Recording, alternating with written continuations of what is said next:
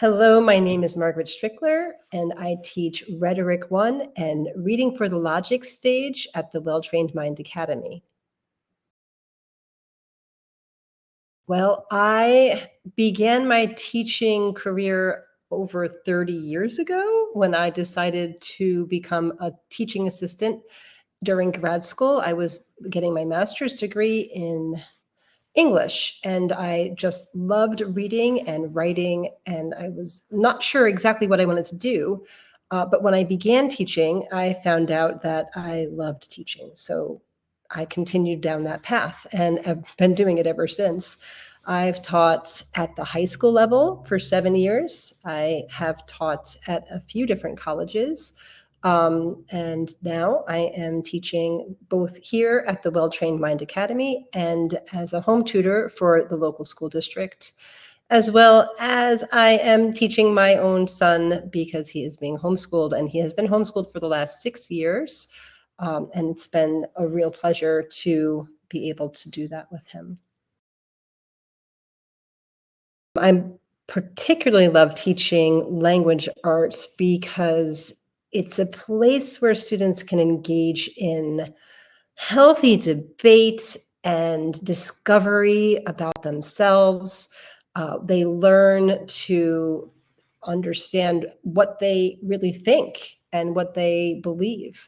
I have a phrase I use with my students: writing is thinking.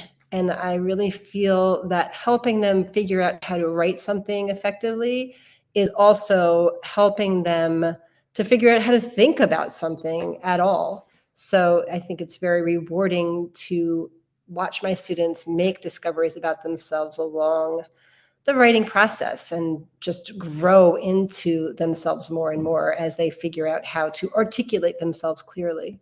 In my rhetoric classes, my students can expect to write every week. We have a weekly writing assignment that is due every week. So outside of class, there is always going to be a writing assignment. It should not take too long. The weekly writing assignments, I would say, should take about an hour to 2 hours at the most, but there is an assignment due every single week. And during class, we work collaboratively to learn the exercise that would be given that week. We start with the Progymnasmata, which is a series of exercises that were developed in ancient Greece, and we use those exercises to build our rhetoric skills for the second semester when we implement those skills to write a long research essay. So during that process, students might spend a little longer each week on the parts of the research essay that they will be presenting at the end of the semester. During classes, they can expect to work collaboratively with each other in breakout rooms, perhaps once a week, and listen to lecture about the exercise and the skills that are being presented, as well as do some work as a class, brainstorming ideas and sometimes even debating issues. So we have lively engagement in the class. Students are invited and encouraged to speak whenever they have something to say, and there's an exchange of ideas that goes on.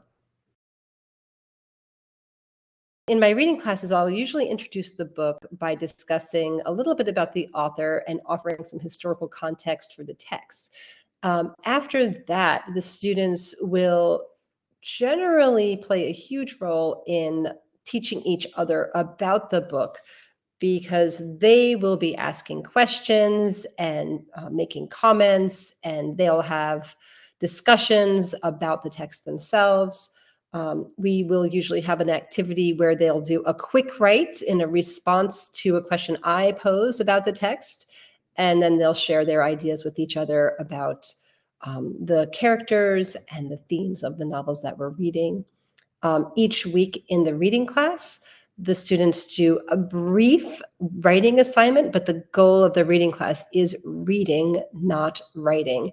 So the writing that they do is very gently graded, and is encouraging them to be creative and to um, just to think about the stories that they're reading. Some of the assignments might be craft that they do as an option. They never have to do a craft assignment, but sometimes I'll offer an assignment that is craft based. For instance, when we read the Birch Bark House, the students have the option to actually build a birch bark house and to present that to the class the next week. So some of them really like to do that, others do not. And in that case, they're allowed to do a writing instead. But we have a lot of different assignments for the reading class that are a lot of fun. And it's meant to be a class that just encourages the love of reading and discussing books and learning about all different kinds of genres of literature.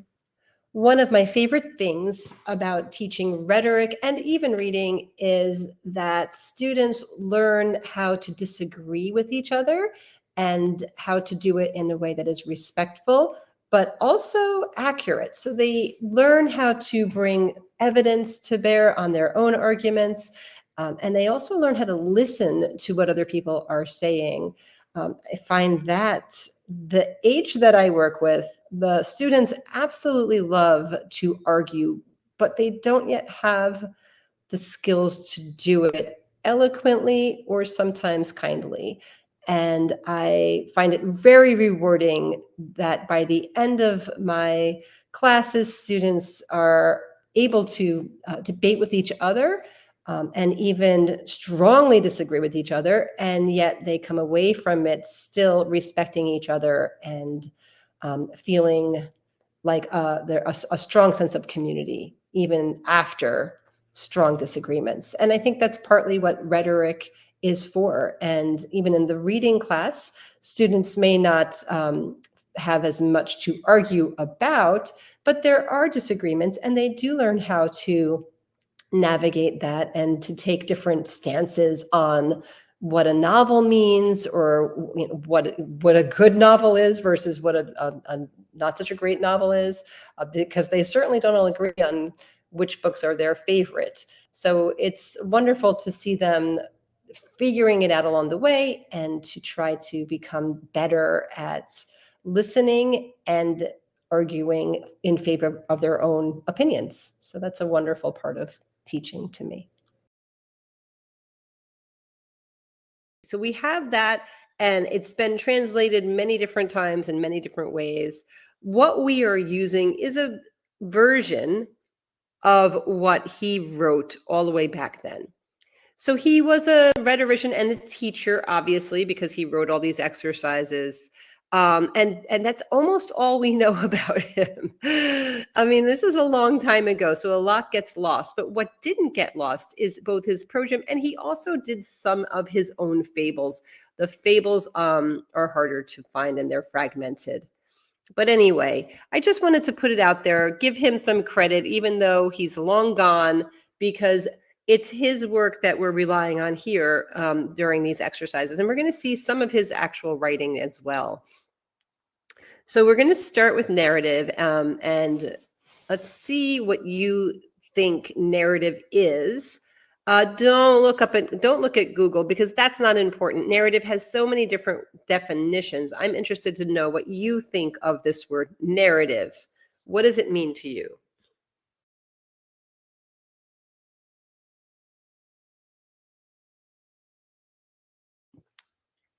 A retelling of a past event. It has a plot. All right, two different aspects of what narrative is. It could be possibly a retelling of a past event. That's definitely one thing a narrative can be.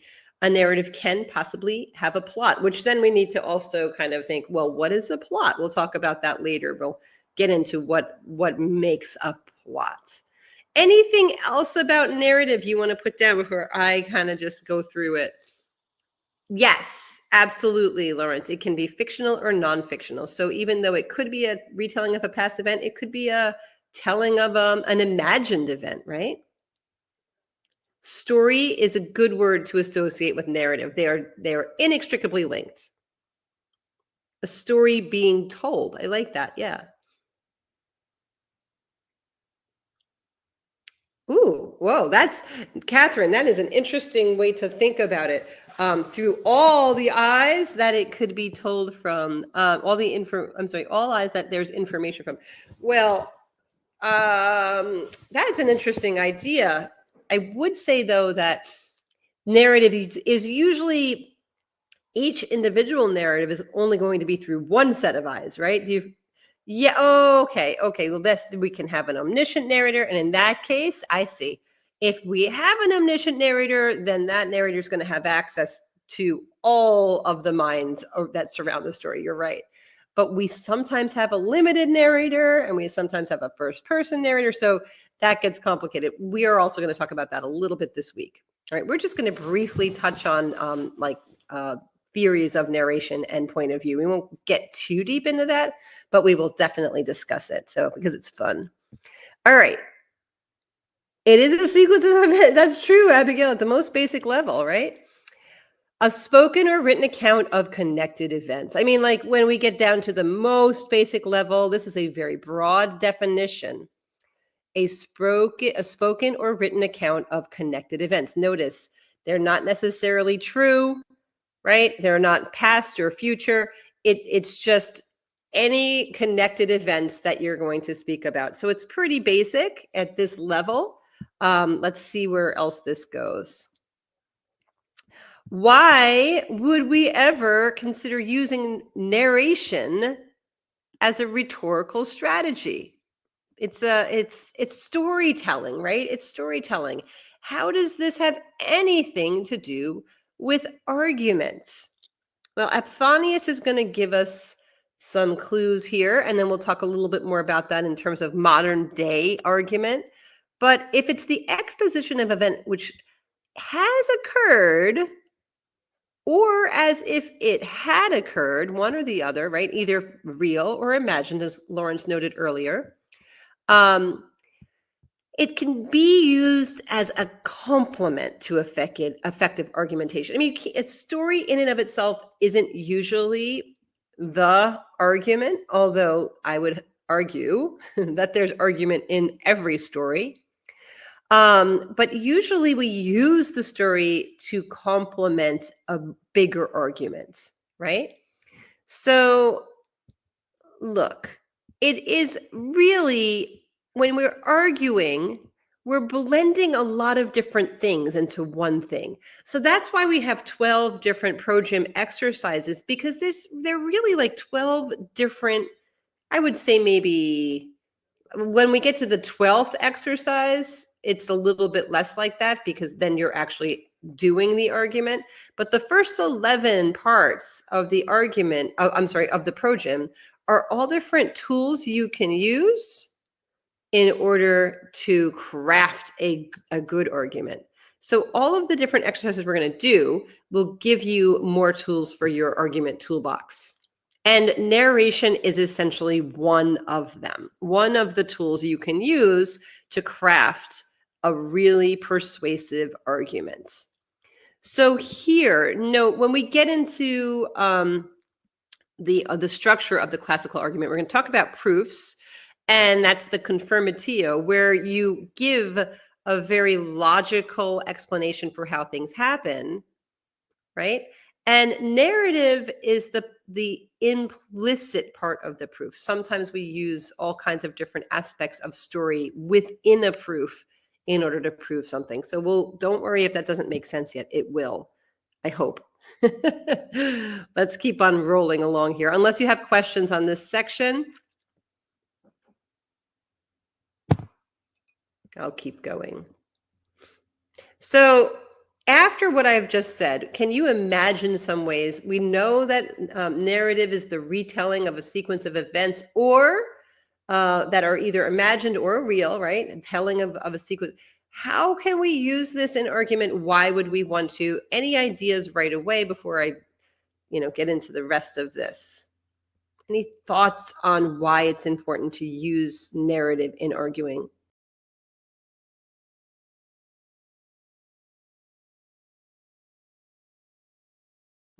I think that's a great point, Catherine. I mean, we really connect with story as humans. We love story. And one thing narrative and argument can do is to reach your audience on a human level. Absolutely, Abigail. Same idea. Pathos. You're coming into this class already understanding what pathos is. That's great. Pathos is the emotional appeal in the argument, and certainly telling stories can help connect people with that. Oh, yeah, good, Lawrence. I mean, if you're listening to an argument, it can get kind of boring. So if you're speaking that aloud, all of a sudden it's less boring when you're telling a story and you draw people in that way. Oh, yes. Yeah, and a sad story is definitely going to add to the pathos, but so will a funny story, right? A funny story will do what Lawrence is suggesting and draw people in, right? So funny, sad, happy, all kinds of stories can be useful. Oh, interesting, Hannah. So a story can actually give evidence specifically of how your argument is effective. I like that idea. I understand what you're saying there. I hope everybody else does. That the story can be like specific evidence about how your argument works. That's true, Catherine. Okay, so take the thought off you. Okay, fair enough.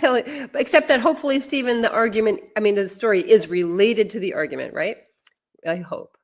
All right.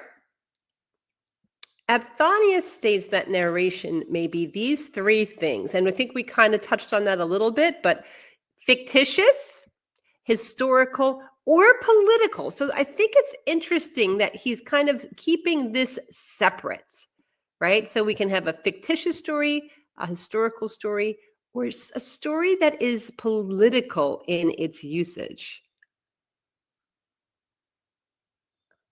Oh, I see, Stephen. I understand now. Yep. Tabby, exactly. I mean, when someone gets up and they are serious the whole time, they can lose their audience. But be careful with humor. It's tricky to do, but when you do it right, you do engage your audience more for sure. So these are the three types of narration that Aphthonius has suggested we can use in our arguments.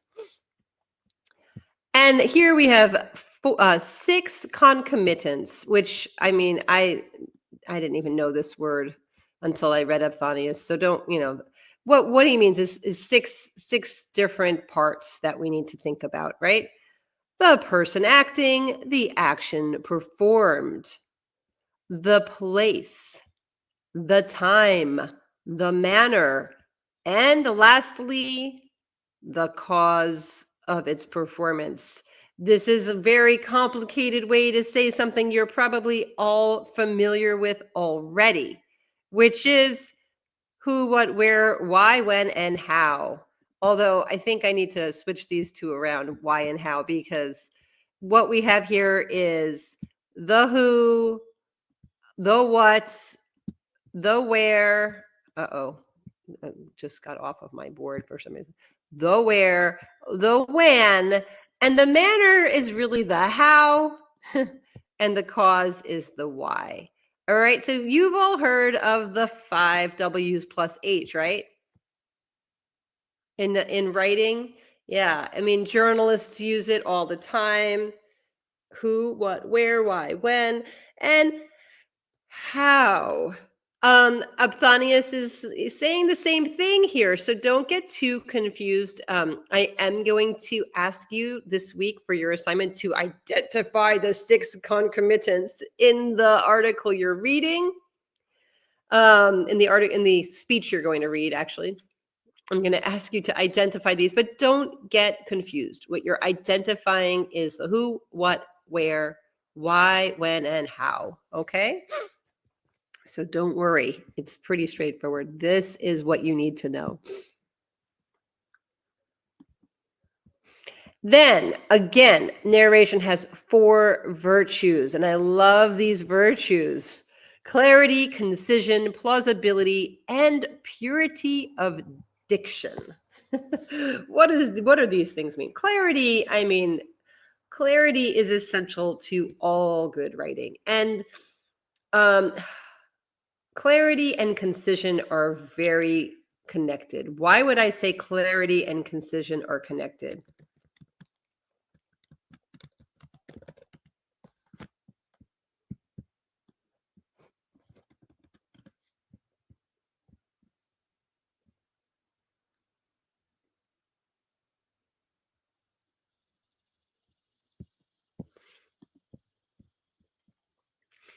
Exactly, Abigail. And if it's I could even take the word short out of that, but I could say it's clear if it's precise and to the point.